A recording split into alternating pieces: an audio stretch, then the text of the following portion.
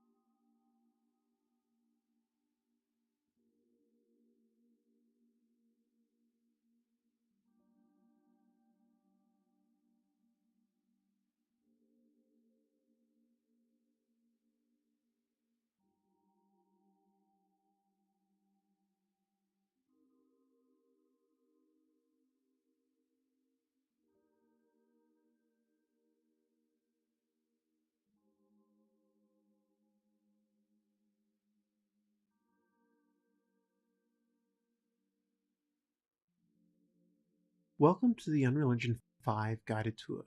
In this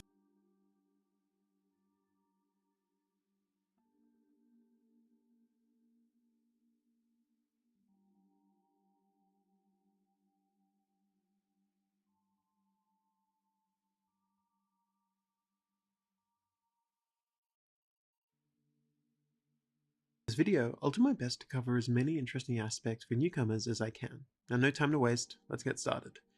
As a quick heads up, I've already enabled a couple of plugins and project settings, and I'll call them out as I go through if you want to follow along. That's it, if you want to do them all at once, just check out the project description below. Let's begin with one of my favorite features that came in late during Unreal Engine 4, the Sky Atmosphere system. For those unfamiliar with it, the engine now has a full system in place for handling the sun, atmosphere, volumetric clouds, and fog. As a note, you can hold Ctrl L and move your cursor to easily reposition the sun. Let's create a blank map and create the system from scratch. I'm going to go File, New, and select an empty map. It's actually really easy to set up. All you need to do is open the Environment Light Mixer, and we actually have a button for each element necessary for a foundational setup. I'd advise against pressing just one of them though. Don't add the second atmospheric light, as it's not really needed for a conventional outdoor lighting setup. As I mentioned before, you can now use Ctrl L and the cursor to easily preview the sun and get it into the position that you want it to be in.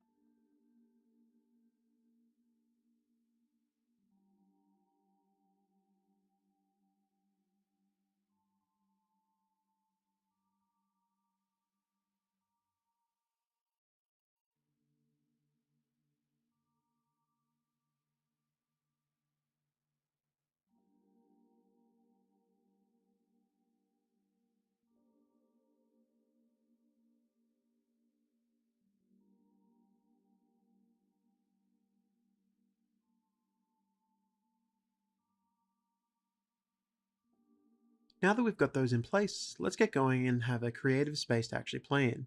I'm going to use a tool called Cube Grid in the modeling tools to block out a simple space. Using Cube Grid is relatively easy. You draw out a grid, and you can hit Q or E to make it go up or down.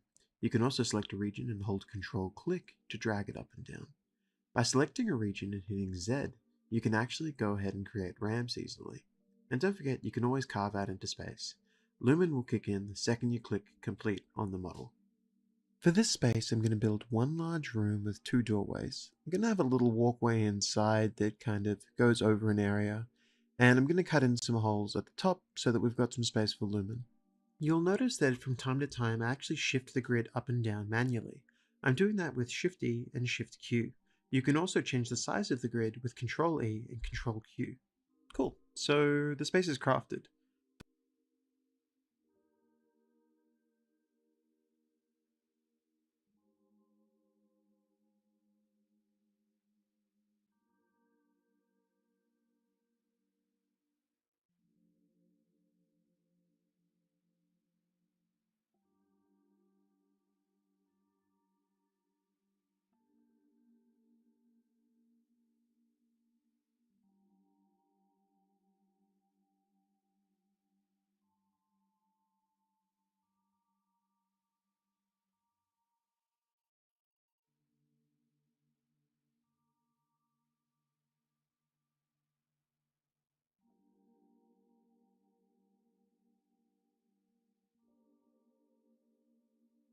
First, let's make sure that our skylight, which represents the ambient light of the world, is fully dynamic. I'm going to enable real-time capture to do so. You'll notice that the room seems a little too foggy as well. That's because it's not really taking into account the light properly. Now, a cool feature that we have in Unreal is volumetric fog. If you go to your exponential height fog, you can see a little checkbox for volumetric fog. By enabling that, we have this great look now where the fog is caught by the light as it comes into the room. I really kind of love it. With that in play, it's time for us to no longer use this checkerboard pattern and have something that's a little bit prettier. For this, I'm going to use Quixel Bridge. Now, a little while ago, Epic Games acquired an amazing company called Quixel and opened up their mega scans to all Unreal Engine developers for free within Unreal Engine projects. So, what does this mean? Well, if you open your content browser by pressing Control Space, you can right-click and click Add Quixel Content to launch Bridge. From here, I can search through the thousands of meshes and surfaces available to find something just right for what we're making. I'm going to grab this concrete and add it to my project. To do so, all I need to do is select the asset that I want, click Download, and then when it's downloaded, click Add. I can then just drag in the instance. We can see that it's a little bit too tiled, so I'm going to go ahead and change the tiling in the material instance. Now, it doesn't have to just be surfaces though. I can add decals, which project onto surfaces, as well as static meshes too. I'm going to set up a scene with this rocky ground, a tree, and a fireplace. Want to know something cool? Well, each of these rock meshes on the ground that I'm adding is actually over 1,000,000 polys. And this highlights one amazing feature of Unreal Engine 5 that I've casually gone and implemented here, which is Nanite. Now, Nanite is Unreal Engine 5's virtualized geometry system, and it allows you to create super high quality meshes, often ones that don't even have to have normal maps, and import them into your scenes. You can instance them again and again, and the performance against traditional meshing is really quite incredible. One aspect of nanite meshes that I love is that due to the density, they can actually blend together really nicely. Historically, these two meshes would have likely had some Z fighting on the surface. However, in this scenario, the little bumps and imperfections make them blend together quite well. Another thing that I really like is that decals work wonderfully with nanite too. So I'm going to super quickly create a puddle decal material and apply that. This is literally just going to be a radial gradient with some noise around the edges to create a puddle-like visual. Now, don't worry about having to replicate this yourself. You can always copy this graph, or you could here's some meshes and surfaces of a checkerboard pattern and have something that's a little bit prettier projects. So, what does this mean? Well, if you acquired an amazing company called Quixel and opened up their mega scans to all Unreal Engine developers for free within Unreal Engine projects. So, what does this mean? Well, if you open your content browser by pressing Control Space, you can right-click and click Add Quixel Content to launch Bridge. From here, I can search through the thousands of meshes and surfaces available to find something just right for what we're making. I'm going to grab this concrete and add.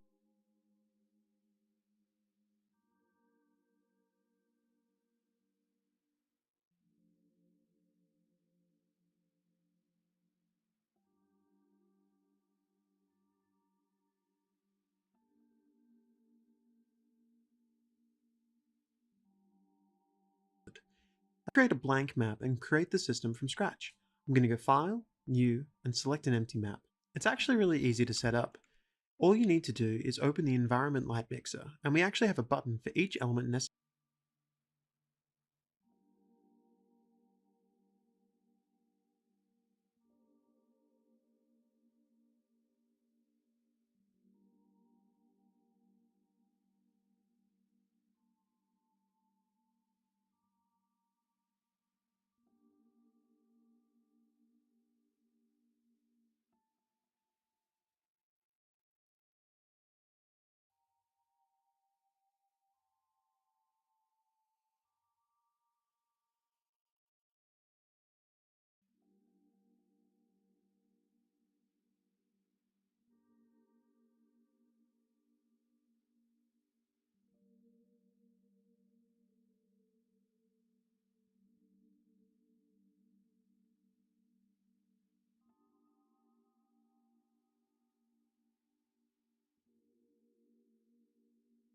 That is so cool.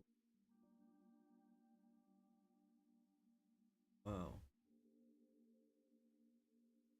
I believe first time I tried Unreal Engine 4, it was really hard to set up light properly.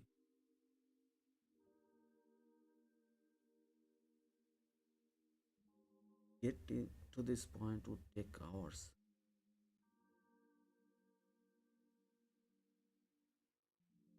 They're, they're really making game development easy. I like that.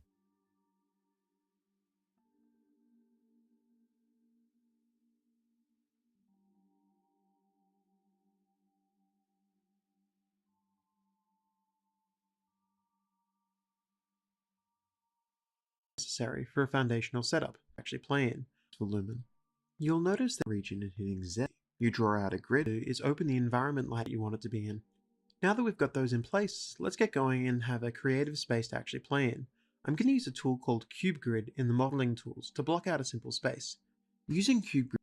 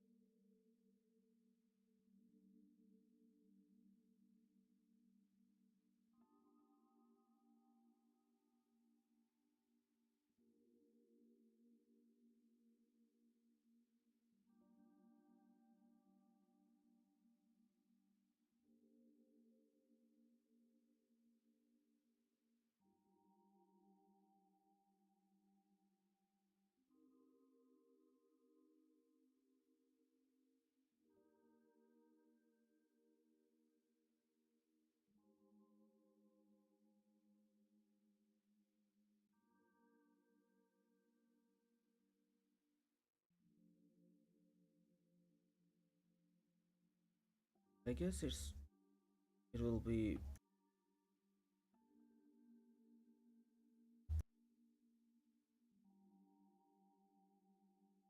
gonna be good to have lock out the project.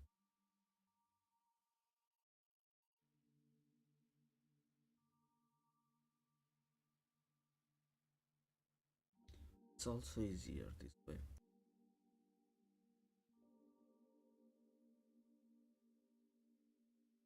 Having an inbuilt modeling system.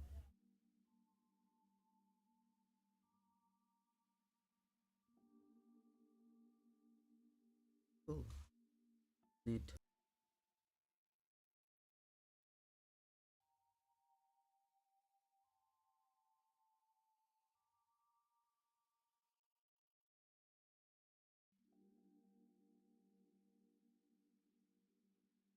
Grid is relatively easy.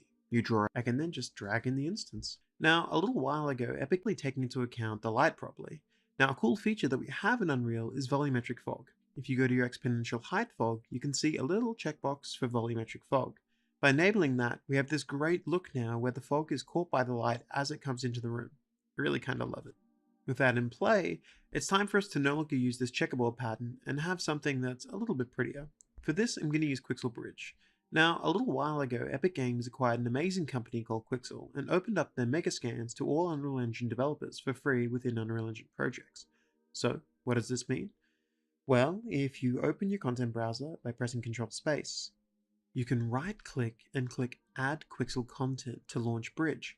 From here, I can search through the thousands of meshes and surfaces available to find something just right for what we're making.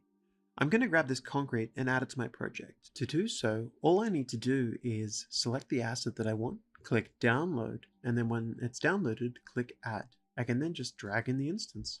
We can see that it's a little bit too tiled, so I'm going to go ahead and change the tiling in the material instance. Now, it doesn't have to just be surfaces though.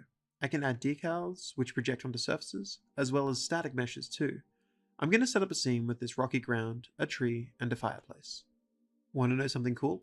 Well, each of these rock meshes on the ground that I'm adding is actually over 1,000,000 polys. And this highlights one amazing feature of Unreal Engine 5 that I've casually gone and implemented here, which is Nanite. Now, Nanite is Unreal Engine 5's virtualized geometry system, and it allows you to create super high quality meshes, often ones that don't even have to have normal maps, and import them into your scenes. You can instance them again and again, and the performance against traditional meshing is really quite incredible. One aspect of nanite meshes that I love is that due to the density, they can actually blend together really nicely. Historically, these two meshes would have likely had some Z fighting on the surface. However, in this scenario, the little bumps and imperfections make them blend together quite well. Another thing that I really like is that decals work wonderfully with nanite too. So I'm going to super quickly create a puddle decal material and apply that. This is literally just going to be a radial gradient with some noise around the edges to create a puddle-like visual. Now, don't worry about having to replicate this yourself. You can always copy this graph, or you could import a decal from within Quixel Bridge. But anyway, as you can see, decals work really well with nanite meshes, since the mesh data helps break it up a lot and actually informs the height values that are there. In case you're wondering about how they behave on older consoles or mobile, don't stress. Under the hood, we actually automatically generate a nanite fallback mesh that has a more traditional poly count, and this mesh will get loaded instead of the other one on those older systems without having to manually fiddle with it. That said, you can fiddle with it and change the approximation values if you want to dial it in a bit. Now, in setting this up, we've been kinda overlooking something. You know how from the moment I created this environment, the light just accurately bounced around? That's Lumen. Lumen is the default global illumination and reflection system in Unreal Engine 5. It renders diffuse interreflection with infinite bounces and indirect specular reflections in large, detailed environments at scales ranging from millimeters to kilometers. I like it because, honestly, it just means light behaves like I'd want it to. I don't have to set up fake bounces, and beyond all that, it presents a nice unified pipeline for lighting, which, as a developer, makes me incredibly happy. Now, first off, that means that elements like source radius and source length on your point lights create more realistic lighting representations. See how the edges here get softer? It's subtle, but it really contributes a lot to your scene. Now, I want to go ahead and test something else with Lumen, but to do it, we're going to need another room. So I'm quickly just going to add a doorway here and a second room, and we'll go into that. Because if I go and I add a sphere to the scene, and then I go through and I create a really straightforward emissive material and apply it to that sphere, we see something kind of cool. And that is that, yep, emissive contributes to the lumen representation. Now what this means is that little lights in your scenes that are part of your meshes now help actually light the environment. As we move away from this sphere, we can see the light disappear though. So we need to go ahead and investigate this. Now, here's where it's important to look at a new tool for analyzing your lumen representation. Simply go to View Modes and select Lumen Overview. You can see what's being represented by lumen here. Now, if this is a problem, you can simply drop into post-processing volume and increase the lumen scene detail. I'm going to begin by going ahead and actually setting the post-process to have an infinite extent though. Now, a post-processing volume changes what your screen sees after the core image has been rendered. In this situation, it says, hey, don't actually constrict these options to just be what's inside the volume, but rather apply it to everything else in the world. This means this is kind of like the default post-process now, and other volumes would override it. You can see here that as I've changed this to override the scene detail, that now that light is being correctly included, which means everything is pretty much how I want it to be. In case you're wondering, this essentially just changes the minimum size of objects.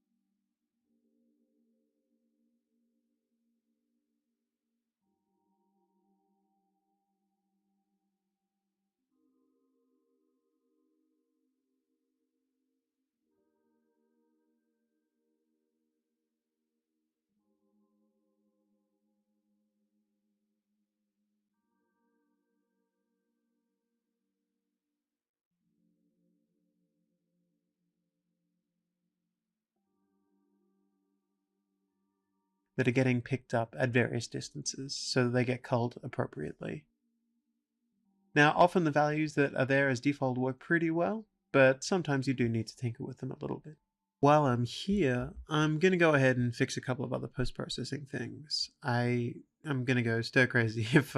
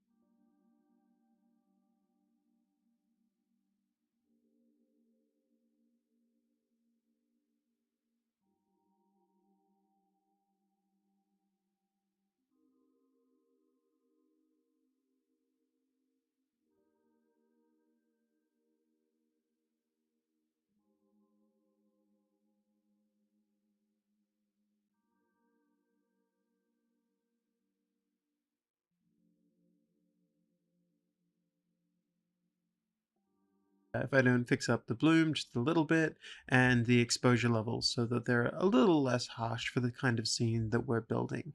Dialing this in, I think, is going to be important for, making sure everything looks good for the rest of this presentation. So now that that's up and running, what's up next? Niagara. Niagara is Unreal Engine's next generation VFX system, and it's been around since reasonably late in UE4's lifecycle. There are some new toys for it packed in with UE5 though, so I'm going to go ahead and create something basic to begin with. I'm going to create something that's based on a fountain system, and then we're going to go ahead and we're going to modify it as appropriate. I'm going to call this ns underscore sci-fi particles. Inside of Niagara, we can see that we have our fountain emitter. From here, we can see we have a few different sections. Particle spawn is responsible for what happens when a particle is created. Update for whenever that particle is ticking over. Emitter update is what happens as the emitter itself is updating. Let's increase the spawn rate to see what that does. Now we can see that that's creating more particles. I could, for instance, change it so that we have less gravity on every update. So I've set that to -20. If I was to delete the initial add velocity, we can see those particles aren't moving when they're first spawned. I'm going to increase the shape location here to 205. That gives us a big circle, but we can see the particles aren't distributed on the surface, they're all through it. You can fix that by setting this surface distribution value to 1. Now, we have something that's looking a bit nicer, a little bit more sci-fi, but let's go on from here. In my particle update, I'm going to add a curl noise. Curl noise is great because it's kind of like random noise. And if I set a value to 1500 and the frequency to 5, we get something that's a little bit more sci-fi.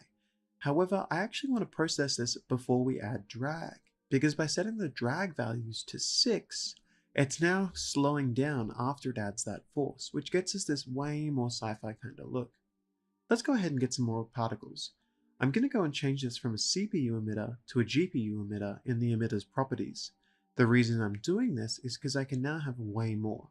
Whenever you create a GPU emitter, you need to set the bounds to be static.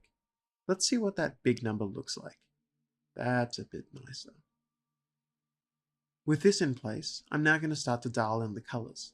Let's get something a little bit more goldy, just to match the sphere that we have inside the world already. By default, every particle is always facing you. A cool thing that we can do is set the alignment of these particles so that they actually go along the velocity direction. So as the particle moves through space, it's kind of stretching along that way. This means that I can go down to the bottom to the sprite renderer and change the value to be velocity aligned. If I was to go back to my initialized properties, I can see that it's possible for us to actually set the initial size to be different on the X and Y axes. Let's take a look at how that goes. I think that's giving us something that feels a bit more like sparks, which is really what we want for the sci-fi effect. Let's take a quick look at that in the world. I'd say this holds up pretty well. We've really got that sci-fi look, so I think we can move on from here. Because it's cool, but we've all seen particles before. But one new thing in Unreal's bag of tricks is the addition of the Niagara Fluids plugin. Let's go ahead and create a new emitter based on the fire example that we have here. I'm going to call this NS Campfire. Now, if I go ahead and I create this effect, I want you to take a look at it in the world. Notice anything kind of different about it? Let's put it in slow motion. That's right, it's volumetric. Now, I really love this, and I'm just going to say, look, I'm not going to go into it fully here because we just don't have the time and it's a video unto itself, but essentially it uses two emitters. One creates particles that injects information into another, which then runs a fluid simulation on that. There are additional examples in the plugin for explosions, water, and more too, so if you're a VFX artist looking to level up, I highly recommend you check them out because I think they're really exciting. Just don't forget to disable the overlays when you've put one in the world, otherwise you'll end up with that red box. Now, speaking of volumetrics, another late UE4 feature that has been enhanced by Lumen is placeable fog. To get this started, I'm going to need to add a sphere to the scene, which we're going to apply a material to. Now, in UE5, you can create materials that exist in the volume domain, which allows you to inject them into the volumetric fog pass. So here I'm going to go ahead and create a clean spherical falloff and set that as the extinction on a material. I've also gone ahead and I've set the albedo to a value of 1, which means we'll have white fog coming in. Now, when this has been compiled and applied to a material, it actually creates a volumetric fog mesh. It's cool, right? Like, it really adds something to the scene. Now, we can also go ahead and we can tinker this a little bit because it's nice like this, but if we want, we can subtract some noise from a volume texture, much like we did with the decal, but in 3D. So this will create a more smoky look. Again, like, don't stress if you can't just whip up one of these materials on the spot. I'm doing my best to kind of freeze frame on some of these shots, but in addition to this, we'll do our best to get some tutorials up in the near future for the community to access more readily. Finally, if we add panning to the z-axis, we can actually create smoke that slowly moves up over time. Now, the great thing about this kind of fog is that it's really, really easy for level designers to author, and it really just helps bring a scene to life. And I strongly recommend any tech artists out there and VFX artists to consider this approach in their scenes. Because at the end of the day, even though there's panning and volumetric noise in this, you can do a lot more. As a tech artist, you could easily see how close the smoke is to the nearest surface to react differently. Or you could use custom primitive data to have a per fog parameter that you could change to easily tweak. Before we go outside, I want to quickly add some music in the other room for a bit of a vibe. Here I'm going to leverage UE5's meta sounds to create some cool ambience for this room. Now, while what I'm about to do is essentially make a synth, I want you to remember that you can make full audio spectrums using meta sounds, and I strongly recommend checking it out.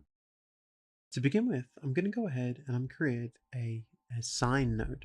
Now, this just takes a frequency and then it plays that frequency. I'm going to set it to 200 and we can hear it now.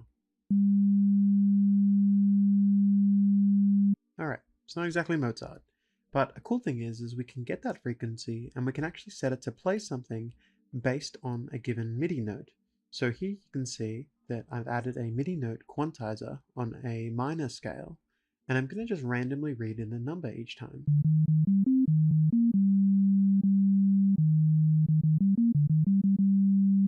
That's cool. Now, instead of me mashing the play button, how about I put in a trigger repeat and set it to a given BPM?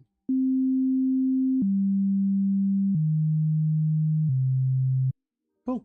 So how about we actually make that volume drop off? I'm going to add an envelope. This means that whenever it plays the note, it kind of fades away as the note plays.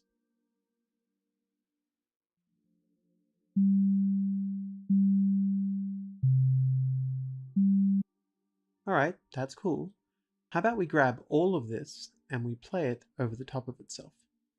Another thing I can do is I can look at the currently playing note up above and I can find another note that's pretty close to it by just getting that value.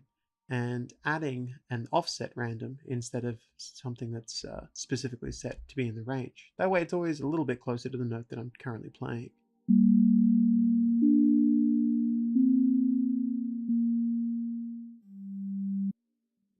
Cool, and we can change how frequently those other notes play.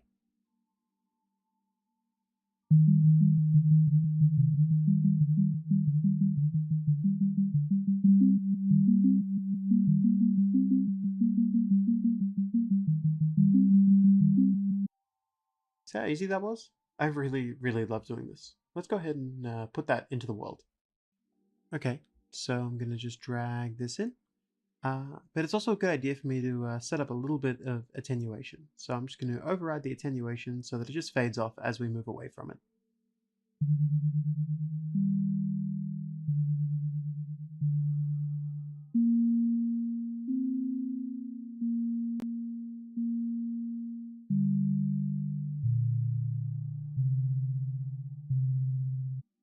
And that's it for the most relaxing part of this video. It's time for us to pick up the pace again, go outside, and build an environment. To begin with, I think we should probably rough out a bit of a shell for these buildings to keep marketing off my back. Once again, I'm just going to open up CubeGrid and whip something up. So this will kind of just add a little bit of detail. We don't just have a single box in our environment. But with this done, I think it's a good idea for me to go a little bit further and start to look at actually going forward with a landscape that we've really set up. Now, for this landscape, we're going to do something cool, and that is that we're going to leverage the water and landmass plugins. To begin with, we're just going to create a landscape from the landscape mode panel. Make sure you have enable edit layers checked, or these plugins won't work. Now we can see that this is in play, and if I wanted to, I could just paint and sculpt straight into the world, but we're going to do something cooler than that. We're going to go ahead and we're going to add a blueprint brush to our scene, and we're going to select landmass. And you'll see that when I add this, it adds 3 little dots connected with some lines. And that's because landmass lets me actually paint into the world with splines. In addition to letting you paint with splines, we have a bunch of other options. For instance, we can cap the shape, we can add curl noise, we can add displacement, and all of this compiles to kind of create a much more realistic but easy to iterate upon environment. Also be aware that you can stack multiple land masses on top of one another to kind of create mountain ranges or whatever you need. I'm not going to do that here. But for the next step of what I'd like to do, I'm going to go ahead and I'm going to go back to my standard select mode, and I'm just going to drop in an ocean. Now, the water systems in Unreal are actually pretty straightforward. You can drop in oceans, lakes, and rivers, and the materials actually automatically combine information so that rivers will correctly flow into oceans and lakes into rivers, etc., etc.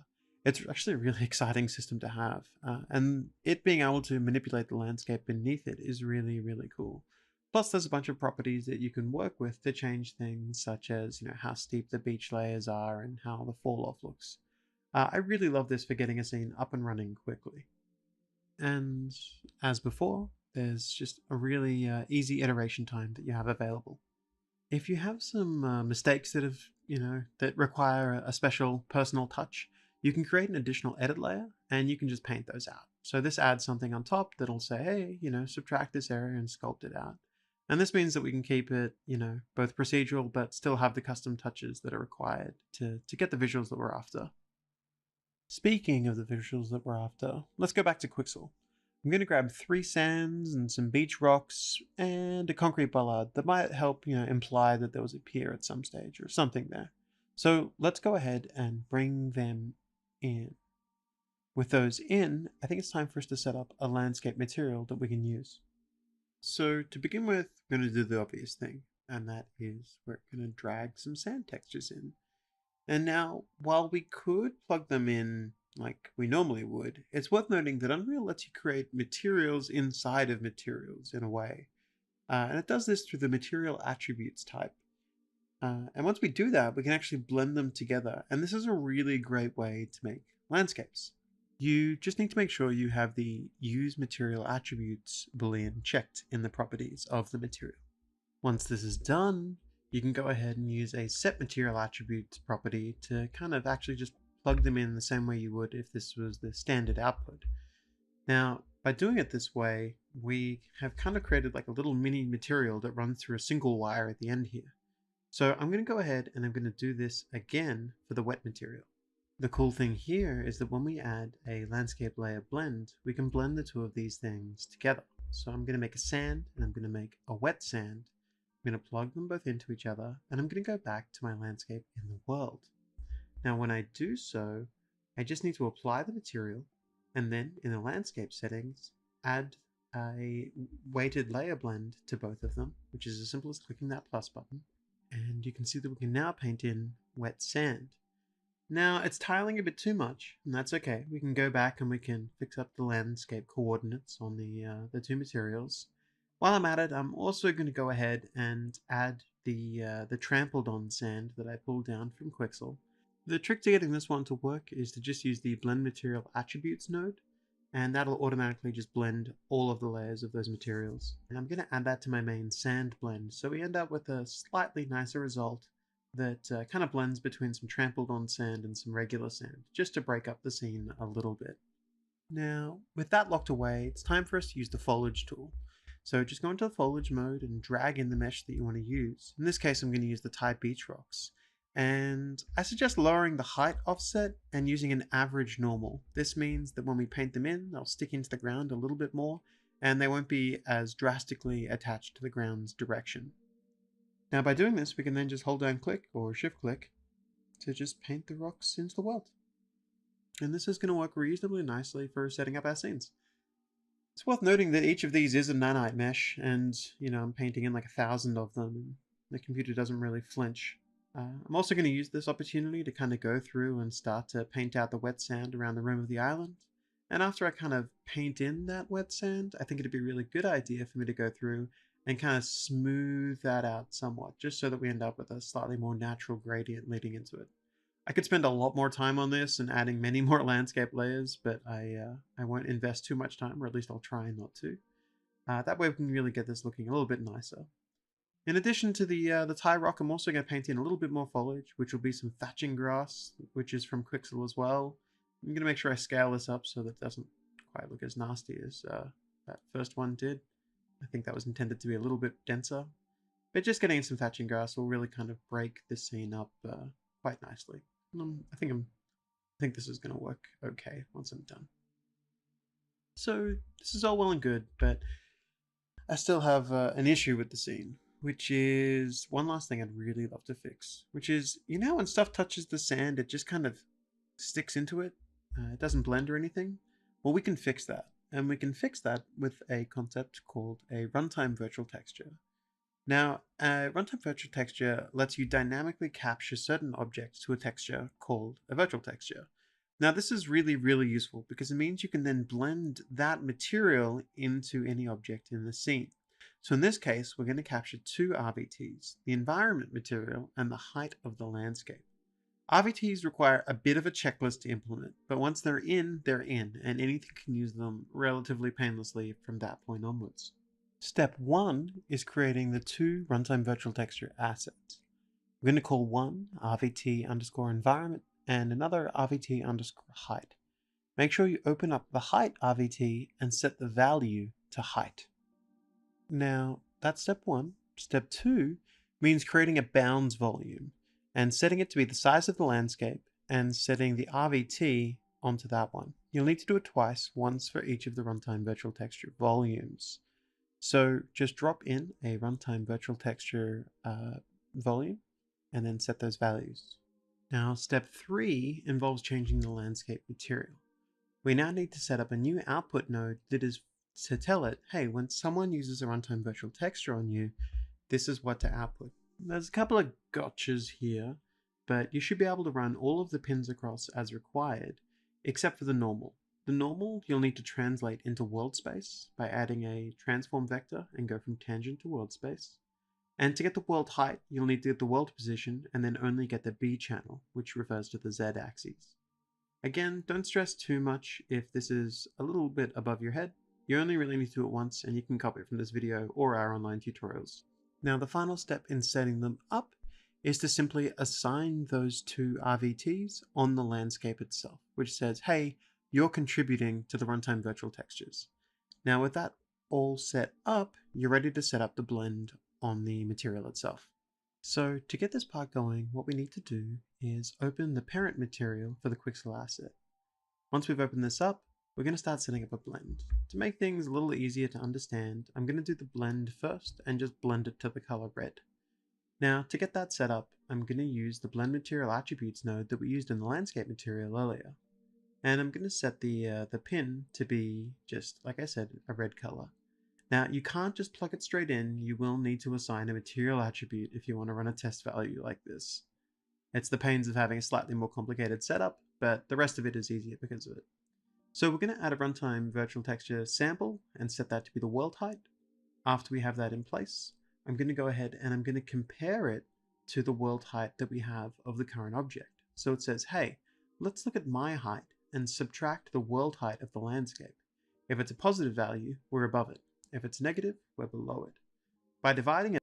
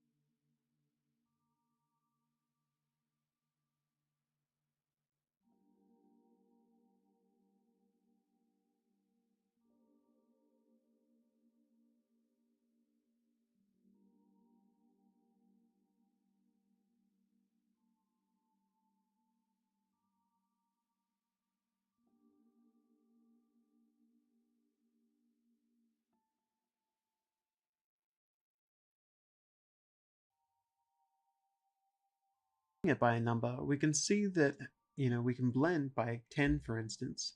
It'll say, hey, when we're 10 centimeters away, that's a full blend away from it. Let's take a look at that. We can see here that it's now red where it's touching and it's black the rest of it. So it's actually picking up where the ground is.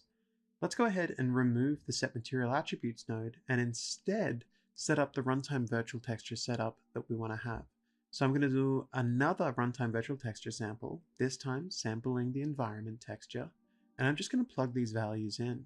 And when I plug these values in, we're going to be able to set this up as the blended in material. Be aware that in the same way that you passed the normal from tangent to world space before, you now need to get that same normal and convert it back from world space to tangent space. So with world to tangent set up, that will now correctly blend in the angles of your material too. So I'm just going to delete that material attributes node and click apply.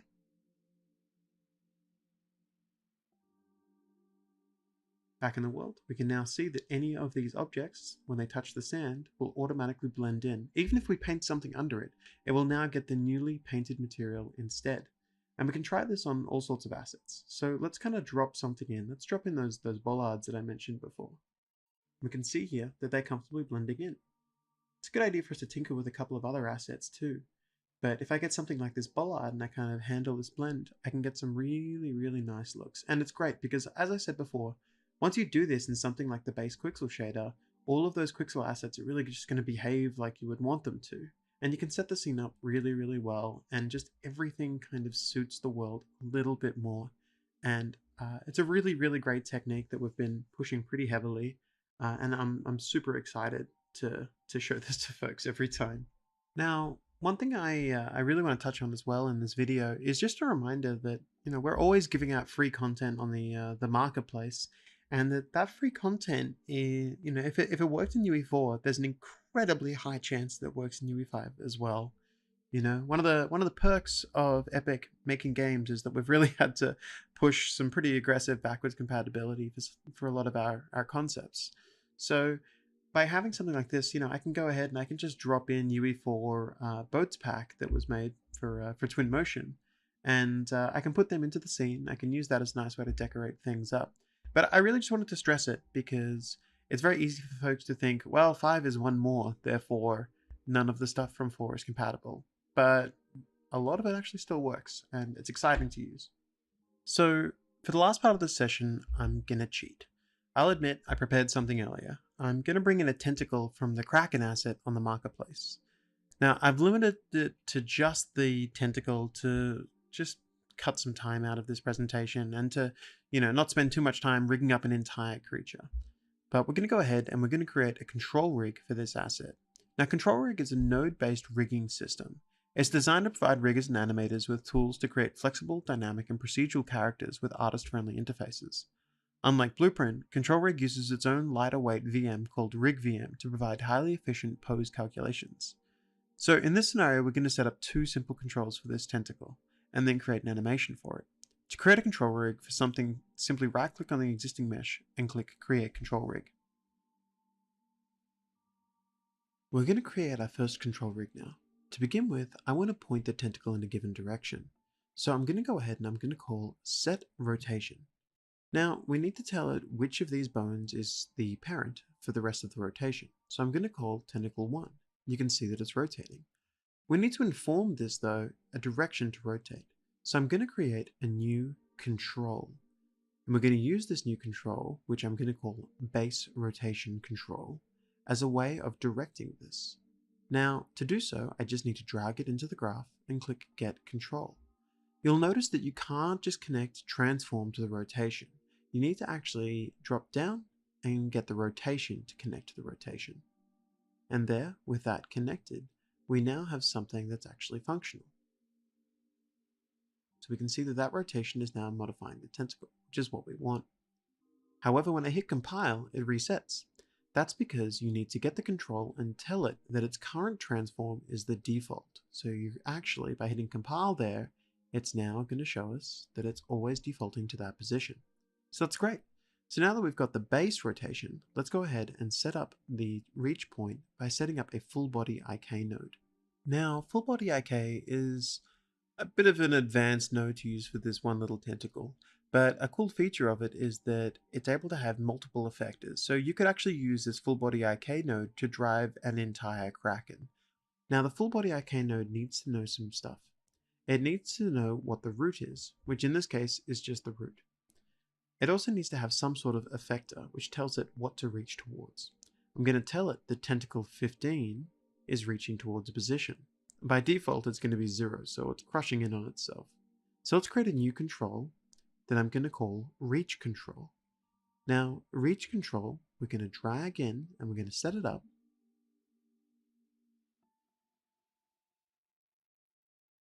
And we're going to connect the transform to our full body IK. And you'll notice that when I drag it up, it's kind of working, but we're getting some kind of strange behavior. That's because full body IK can be a bit of a strange one when reacting to large chains. So I'm going to set the pull chain alpha to 0, and I'm just going to increase the mass. And that'll give me a more realistic setup there. So that's actually working, which is great.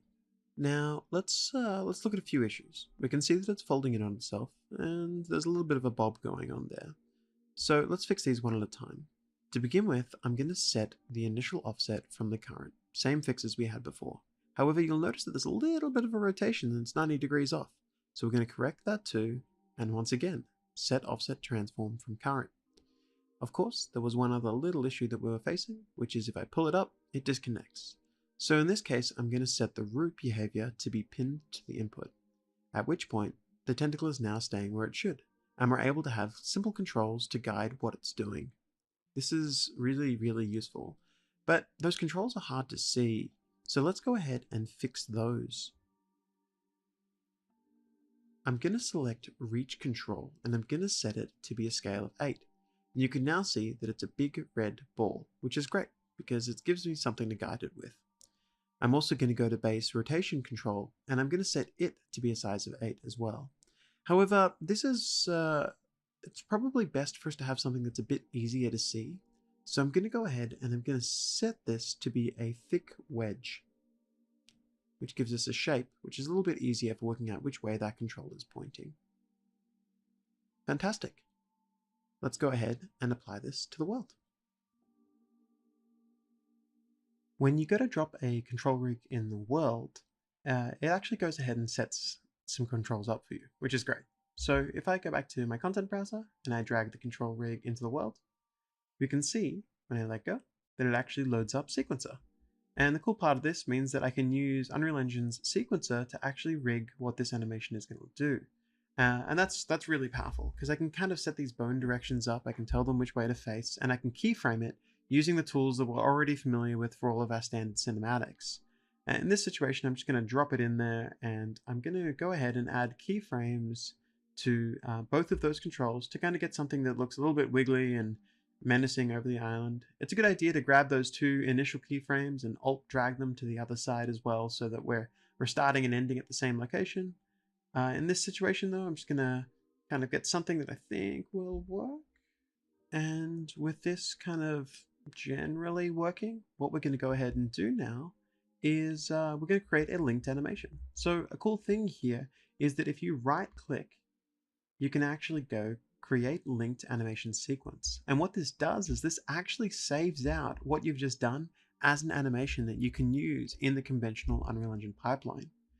In my situation, I'm just going to save it out as an idle animation, and then I'm going to set the animation mode to be playing an animation. And when I do that reset, I'm just going to flag that it will kind of reset the values because I set the transform in the sequencer, so it did kind of get small again. But again, that's really easy for me to fix. And let's take a look at what that does when it's got another one with it as well. Great. So this is kind of a weird demo. We now have an island that we've created pretty much from scratch with some wiggly tentacles going on, again, that we created the animations for. We've got landscape blending, we've gone through Niagara, we've gone through Lumen, we've gone through Nanite, we've gone through Control Rig, we've gone through landmass, we've gone through water. So there's a lot here in UE5, and I'm super excited for what's here in 5.0, let alone what the future will bring. I hope this session has been really useful for everybody. Thank you very much for your time. My name is Chris Murphy, and this has been a pleasure. Have a good day. This is amazing. When I started, things were really difficult to understand. You have to do many takes to pull this simple effects on. But I'm excited to see what Unreal can do. I'm glad that I didn't started with learning about interface and stuff because that bores me. What I need is to learn what is in there and then figure it out on my own. It's like it's gonna be fun. I'm really gonna switch to Unreal and I'm excited for it. Although there was a lot of information and I'm kind of feeling exhausted. I wish I had DOTA 2 installed, but I deleted it yesterday.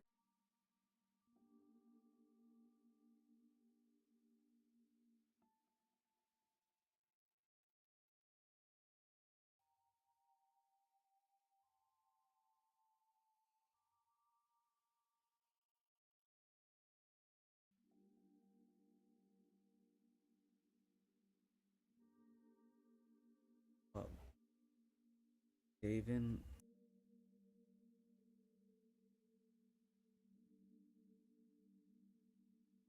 it's a really cool that I get to test it out without knowing material and Niagara and what they call meta sounds.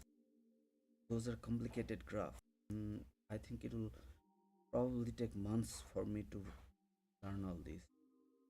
But meanwhile, I think I can make something cool and test it out. But I'm really excited.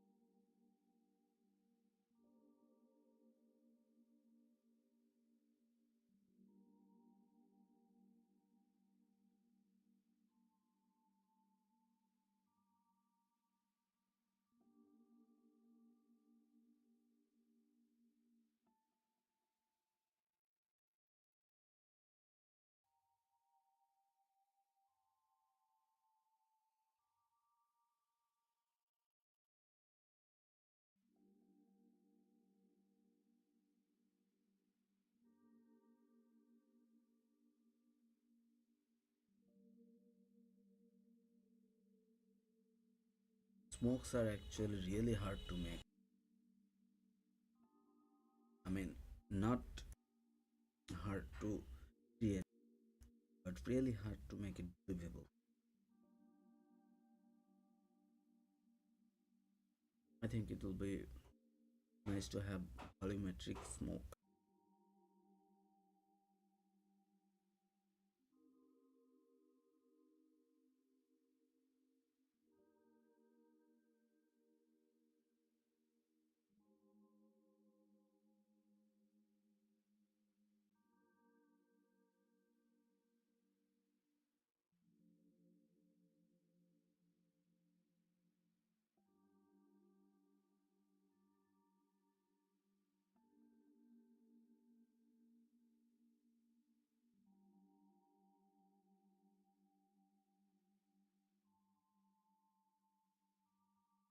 The feature that I'm most interested in is nanite.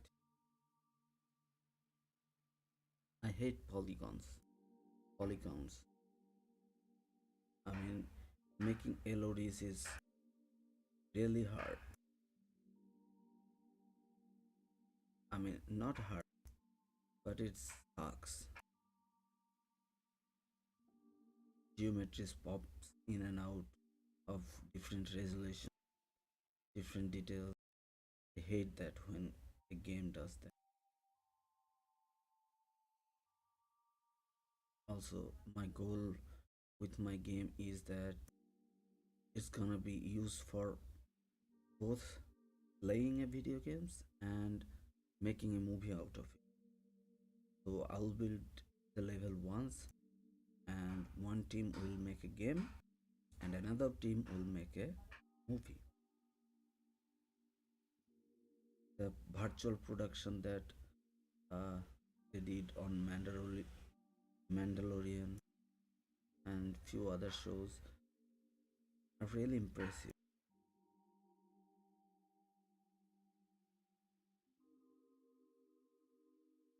I do like how Epic is making things great. I mean, it's not better, great. They have the money to do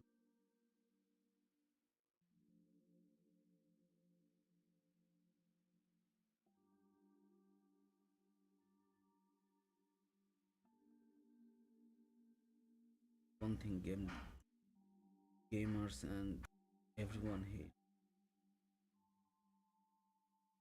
the Epic Games launcher. So slow and it doesn't work all the time. I wish they had done something to it.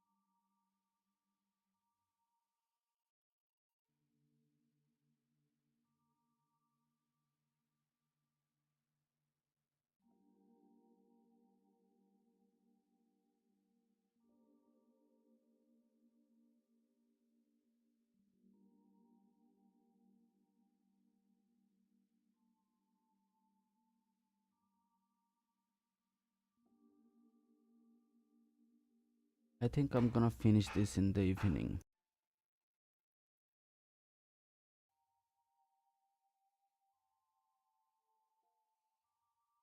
Maybe I can play some games right now.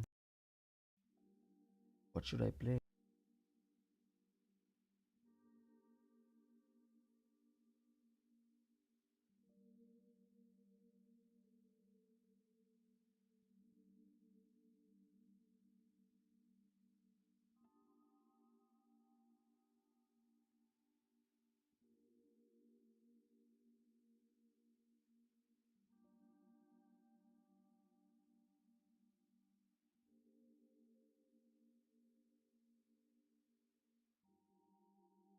I love Black Frog.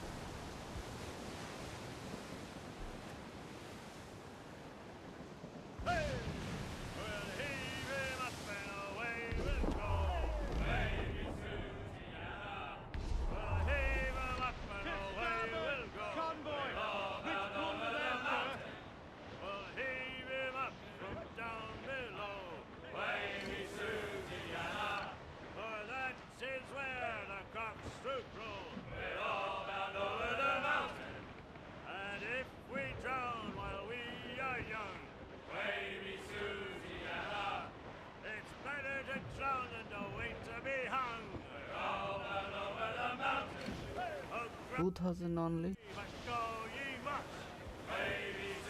Not fighting for 2000.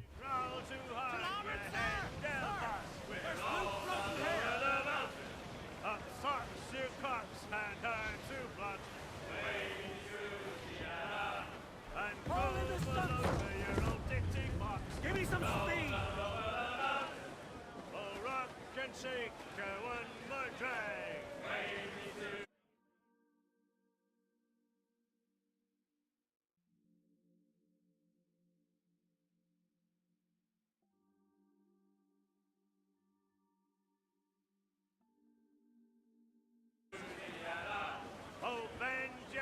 You know what? You're I bad. feel like sleeping.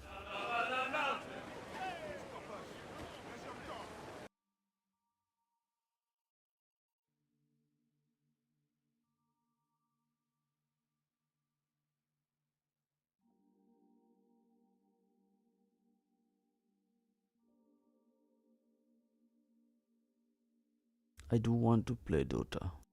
I want to make the battle pass progress. For 2 months, it would be fun to learn Unreal Engine and playing Dota.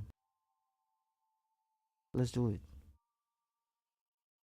Let's just keep playing. I don't have to be good at it, but I just have to play it. Alright, I'm gonna install it.